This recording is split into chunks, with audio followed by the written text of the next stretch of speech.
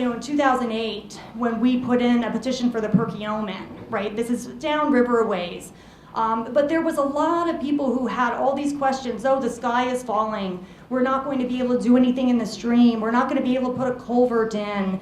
What I hear in my hometown downriver is, wow, we'll never be able to build a trail next to the creek. I'm here to tell you, unfortunately, in our view at Delaware Riverkeeper Network, that's not the case. Hopefully that kind of shined through with the last presenters and panelists.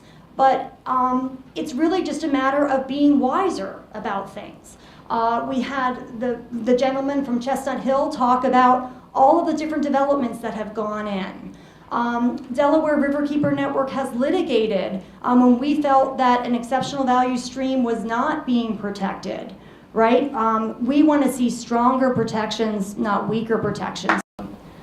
In 2012, we actually conducted a Blitz on the farm. It's a 48-acre farm that was coordinated by the Monroe County Conservation District. And I think we had 1,078 different species of plants and animals that inhabited within that 48 acres that were identified over a 24-hour period. And I know they missed the long-tailed weasel and the bog turtle, of course, and a few others. But I think of those, 54 different taxa consisting predominantly of cold water fishes were identified, 28 macroinvertebrates considered sensitive, and like mayflies, stoneflies, and the katydid flies. And also 15 species of amphibians and reptiles, and they're all on the farm there, as well as a rich bat species that helps with the mosquito population. So we're really blessed to be farming in such a diverse ecosystem. So, and we work with it. We're not, of course, we're using chemicals. We farm using primarily organic methods.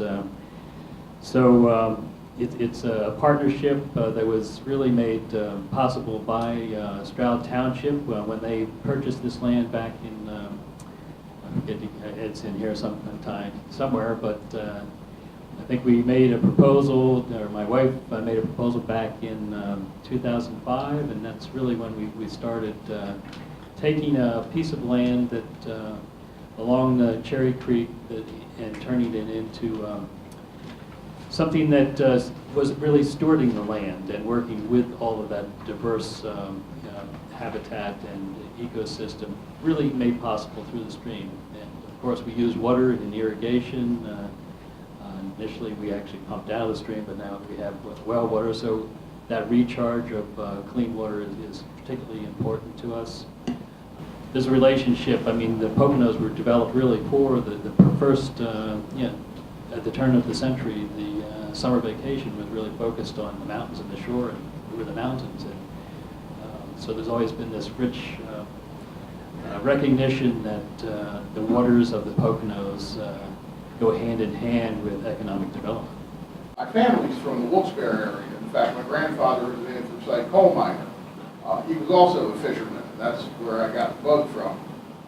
We used to travel to the Poconos because all of the streams around him were orange. So, there was often a conversation between grandfather and grandson explaining why all the water was orange over here and why we had to drive all the way to the Poconos in order to go fishing. That's probably where my life in conservation started.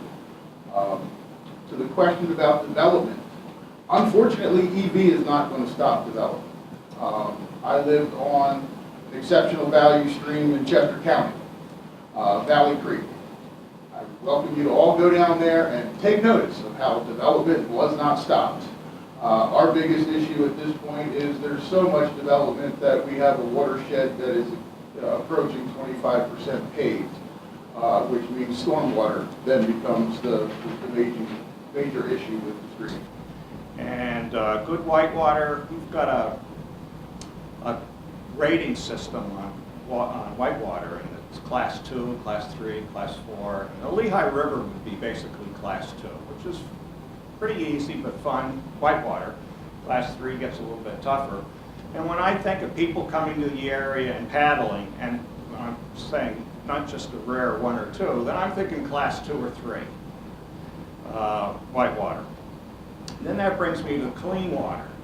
I'm going to back up for just a minute.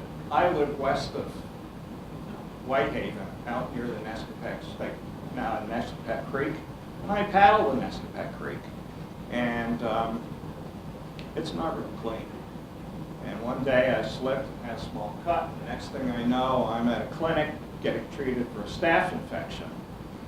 And with that, I joined the Friends of the Nescapac, and I joined the Master Watershed Group thinking, well, what can be done? I've seen the bad side of things.